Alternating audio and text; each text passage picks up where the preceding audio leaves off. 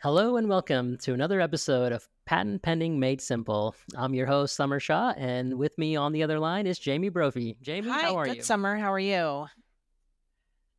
I am doing all right. I am glad to be back on this and recording with you. Yeah, me too. What are we going to talk about today?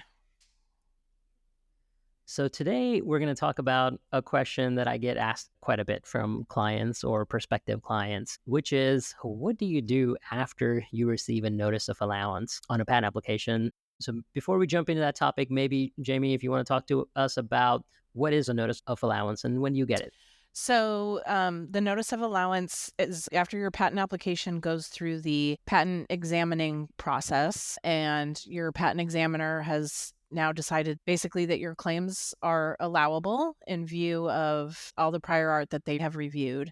They would send out a notice of allowance saying your patent application is now in condition for allowance. Yep, that's exactly right. And, Jamie, how long does it typically take for a patent application to receive a notice of allowance? Oh my gosh. It varies so much depending on the art area and how much backlog that specific area of the patent office has. But, sometimes the first thing you get after you apply for your patent is a notice of allowance. If after you filed your application within 1 or 2 years, you would receive some communication from the patent office. Sometimes that first communication is a notice of allowance. That does not happen very often. I would say in maybe like Mhm. 5% of cases that happens. So usually you have to go back and forth with the patent office a few times. And each time you go back and forth, each communication takes, 2 or 3 months. So I would say from the time you file your application until you get a notice of allowance can be anywhere from a year to like 4 years. What do you think? Yeah, I think that's about right. If you're going to get a first action allowance, which means that if you get an allowance before you get any rejections, you may get that within 10 to 18 months after your filing date. With a regular track application, there is this thing called a fast track or an expedited examination application where you may get your notice of allowance within 1 year of your filing date. But normally it's going to be 12 to 18 months after your filing date. And if you get rejected along the way, and most applications are rejected at least once or twice before they're allowed, that notice of allowance may come 24 to 36 months after your filing date. So it's a long process. And, Jamie, is it a guarantee that you'll receive a notice of allowance if you file a patent application? Oh, definitely not. We do our best when we give patentability opinions to let our clients know of what we think the chances are of this invention getting allowed or not, but it just depends. It depends on a lot of things. It depends on your examiner, how tough they are. It depends on, sometimes the examiners can uncover references that we haven't seen yet. So, yeah, sometimes you apply for a patent, you go through the whole process and then it just doesn't work out. So, yeah, it's definitely not guaranteed. That's right. It is a big milestone when you get a notice of allowance. It is an awesome thing, and it doesn't happen as a de facto result. So, I think the first thing that people should do when they get a notice of allowance is celebrate. What do you Mhm. think? Definitely. Yeah. Yeah, It is very exciting. big deal. Great. Okay, so we've had folks reach out to our office and they say, "Hey, I received a notice of allowance. What should I do next?" Jamie, I definitely have some thoughts about this, but I wanted to let you kick this off. What would you tell clients once they've received a notice of allowance? What should they do? Review the notice of allowance. Sometimes the examiner has made what is called examiner's amendments, which means they've made usually minor changes to the claims. It's usually just like grammatical or spelling errors, but sometimes they can be more involved than that. Sometimes the examiner will call us and ask us if it's okay to make an examiner's amendment. So definitely review that notice of allowance. If there's any examiner's amendments that have been made, review those very carefully. And then, yeah, your next step would be to pay the issue fee if everything looks okay. And then we're done, right, Summer? Oh, I wish. I will say one more thing. You do have a duty of disclosure to the patent office. We may talk about this in one of our other episodes, but a duty of disclosure is a requirement that you disclose everything that you know that is relevant to your patent application. So you do have to disclose things about any references that you may know of or maybe have become aware of after you have filed your patent application. So normally the process goes something like this. You file a patent application, and when you file it, you will also submit what's called an IDS, an information disclosure statement, which discloses all the references that you knew to be relevant to your invention at that time. Now, normally that duty is continued all the way through your issuance of your patent application. So let's say you became aware of your reference, or somebody showed you something that might be relevant to the patentability of your invention. You would have to disclose that to the patent office. And a lot of people will forget to do that. And you certainly want to do it before you receive a notice of allowance. But once you receive a notice of allowance, you want to make sure that you have gone through, and disclosed anything that might be relevant that you might have become aware of since your last IDS filing or information disclosure statement filing. So let's say one of your competitors made you aware of a reference, then you'd have to disclose that to the patent office. And certainly after you receive a notice of allowance, it's a important time to think about that if you haven't done so already. But if you have filed international patent applications or a PCT application and those patent offices have made you aware of a reference, you have to think long and hard about potentially disclosing that to the patent office before you pay your issue fee. What do you think, Jamie? Yeah, that's a good point. I'd always thought about those disclosures happening during the prosecution of the application, but yes, for sure. When you get that notice of allowance, that's a good time to look back and make sure that you have disclosed everything you need to disclose. Yeah. And, if you haven't, you have some pretty tough choices to make at this point. One is that you have to really think long and hard about whether this is actually relevant to the examination and prosecution of your patent application. And if it isn't, then you can proceed to paying the fees. But if it is relevant, you have to file what's called an RCE, or a request for continued examination, and you have to reopen prosecution of your patent application. So you have to remove your application out of allowance and back into an examination state. And basically, you have to tell the patent examiner, thank you for the allowance, but we have become aware of this reference that we think is relevant and pertinent to patentability of this invention, and we'd want you to take a look at it and examine my application in view of this new reference that we have become aware of. And that's a pretty tough thing to do, because now you are somewhat snatching defeat from the jaws of victory. Jamie, have you had to advise clients about this? Um, Not that I can recall. Yeah, no, I don't think I've had to. No, I can't think of any offhand. How about you? Yeah, no, that's, I think if you're doing a good job of staying abreast of what you have learned in the prosecution of your international filings, and if you've done a good job of communicating this requirement to your client kind of throughout the prosecution process, you don't have to, which is a good thing. But it does happen. So I've had clients where they're in litigation and they became aware of a reference the day before the notice of allowance was issued, or the day after a notice of allowance was issued. Those are some pretty tough things to do, because a patent obviously is very important to the client, but we just became aware of it. And now we have to disclose it to the patent office, and we have to potentially get the application rejected when it was already allowed. So it does happen, and it's a tough thing to deal with when it does happen, but it is an absolute must. I would much rather get an application pulled out of an allowance and get it rejected and get it examined by the patent office and get the patent office to, review all relevant references. It will eventually make my patent that does issue much stronger. But if it issues without you disclosing all the relevant references, then there's a cloud that hangs over that application or that patent forever. And it is potentially, definitely grounds for invalidating the patent down the road. So it's a pretty serious requirement. You need to meet your duty of disclosure before the issuance of the patent application. Yeah, definitely. Good point. You want your patent to be in as good of a shape as it can possibly be, especially if you think it might be subject to any kind of litigation. You want it to be as clean as possible. Right. That's right.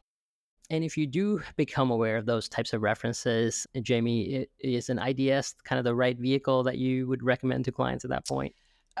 Yes. Yeah, during the prosecution of the application, yes. Yeah. Yeah. And in fact, you would want to submit that reference in an IDS, but you also want to file an RCE, something that essentially lets the patent office re-examine the patent application. It's called a request for continued examination. And that way, the examiner will have a chance to review the reference and take another pass at your claims with this new information. Yeah. So when you receive the notice of allowance, prosecution on the application is essentially closed. So if you have anything else to submit, you would need to reopen prosecution, which is what you're talking about with the request for continued examination. And boy, that would be painful. But yeah, absolutely necessary if you're aware of anything. Yeah, that's right. That's right. So, yeah, something to keep in mind. Let's see, what else is there to talk about from a things you must do before you pay your issue fees? What else do you typically recommend, Jamie? I think I think that's it, just review everything, make sure everything is in good shape. Yeah, I think that's all I can think of. Is there anything else you recommend to your clients? Yeah, the other thing that I tell clients to think about is a continuation application. A continuation application is basically the same application that you previously filed, but with a different set of claims. So often I'll talk to my clients about continuations, about whether they want another patent on the same invention, but maybe with a different scope, maybe a broader claim scope or a narrower claim scope, or a claim scope that is more appropriate based on, the prosecution of the patent application. This is a good time to start thinking about your continuation application because your ability to file a continuation will end forever once the patent is issued. So a notice of allowance will start the clock on getting the patent issued. So once you pay the fees, the patent will issue. And once it does issue, you will forever forfeit the right to file a continuation application. So you must start thinking about this, and you must, or I encourage my clients to file a continuation if they're going to do so before they pay the fees or at the same time that you pay the fees. Yeah, absolutely. We do this a lot. I think it's good practice to just file a continuation, in case you decide that you do want a different claim scope. Then you have, something pending that you can always amend the claims to, whatever you want. The other benefit of a continuation is we already know the prior art that the examiner's going to cite. We've already seen everything. So we have a pretty good idea of, what we think is going to be allowable in the continuation. So those are generally a lot easier to prosecute. But yeah, I think it's a good practice to just file that continuation and then, leave your options open. Yeah, I agree. Yeah, continuations are often strategic, right? So if you have competitors on the horizon or a very creative competitor who's carefully trying to duck your patent claims, then continuation may be the right vehicle for capturing some of those infringement.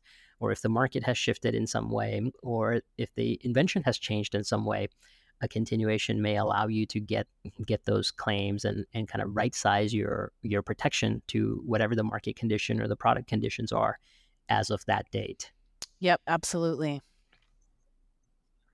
And Jamie, what is that timeline typically from the time you receive a notice of allowance to the time that the patent issues I typically? think it's generally like 2 to 3 months. You have a certain amount of time to pay your issue fee. And then once you pay your issue fee, I think it's 2 to 3 months, right? After until your patent issues. Yeah, so this is changing quite a bit. So the typical process is you get the notice of allowance. You have 3 months from that date to pay your issue fee. Once you pay the issue fee, you're right. It did take a while for the patent to issue because it had to go through a publication process, and the patent office would have to print the patent to send to you, which is pretty exciting. But I think as of a few weeks ago, maybe a month ago, the patent office has said that they're going to stop publishing patent applications or issued patents. So we don't really know how long it's going to take them to for the patent to issue now that they don't have to go through all this like printing process and all that stuff. It used to be it'd take 4 to 6 weeks to get that patent issued once you paid the fees, but it could take as much as 2 or 3 weeks since the rule changes have occurred. We've had one patent that has issued, Jamie, since the new rules came into effect, and that one is still taking about 5 weeks to issue. So it's still taking quite some time, but I would bet that that time is going to shorten quite a bit once the patent office has had an opportunity to kind of really implement the rules. Yeah, interesting. I wasn't aware of that. So they're not going to be sending out the red ribbon copies anymore? Nope, they Huh. are not. That is, if you got one, then that might be one of the last ones that you get. Yeah. Wow. Crazy. Okay. So yeah, then that makes it even more important to file that continuation, like as you're paying the issue fee, before you pay the issue fee or right after you pay the issue fee. That timeline is getting shorter. So that's good to know. Yeah, that's right. It is. As soon as you pay the issue fee, at least in my mind, the clock starts ticking, and I'm usually pretty agitated until that continuation is Yes. filed. If the client wants to file Yep. one, I agree. Best practices would be to just file it with your issue fee. Save yourself from some heartache down down Right. the road potentially. Absolutely. Okay, so we've talked about the duty to disclose, continuations, paying the issue fee. Um, is that it? Is that everything? I think so. I mean, I would say you're not out of the woods once you receive your notice of allowance. You're not out of the woods until the patent actually issues, which may be 3 to 6 months from your notice of allowance date. So you can go and celebrate a little bit, but you can really celebrate once that patent actually issues. Yeah. But then after the patent issues, you have your patent in your hot little hands. Is there anything else you have to do? Yeah, so there are some patent marking statutes out there, right? So if you want certain types of damages, then you're required to mark your product as patented. And there are some requirements about putting the patent numbers and the product names in different places, for example, on the product or on the packaging or on your website. So there are all sorts of other things that you want to start thinking about as a way to make sure that you can access damages that are afforded to you under the patent law. But as far as the patent process goes, at that point, you are done. There is a chance that somebody may challenge the patent. There is this thing called a post grant review, which is available to litigants up to 1 year after your issuance date. There's an IPR process, there is a federal court litigation process. So you have to think about all those things and eventualities down the road if you are in a dispute with somebody. And you also had to think about marking up your product with the patent number in some way. But that's about it. I think you're done with the patent process. You're kind of in the pre litigation process at that point. You have an asset. And the whole point of that asset is to exclude others from practicing your invention. So you had to start thinking about those things once you get that issuance. Yeah, great advice. Absolutely. So, can you also talk a little bit about how long the patent is good for and maintenance fees? Don't they have to pay maintenance fees along the way during the life of the patent? Yeah, good question. So a design patent, I'm sure we'll talk about this at some point, is good for 15 years from your application filing date. So it's not based on the issue date, but the filing date. And you don't have to pay any maintenance fees on the design patent application or on a design patent once it issues. With a utility patent application or a utility patent, it's good for 20 years from your filing date. And it's not from your provisional filing date, it's from your non provisional filing date. And you do have to pay maintenance fees on it. It's every 3.5 to 5.5 years, depending on the cycle that you're in. But yeah, that's a deadline that you don't want to miss because if you miss it, your patent will become abandoned and there's very little you can do to revive it at that point. So have your attorney or have somebody stay on top of your maintenance fees deadlines, but you will have to pay those in order to continue to have your patent. Otherwise, it will become abandoned. Yep. Yep. I think we covered a lot of good information. Do you have anything else to add, Summer? No, I think this is it.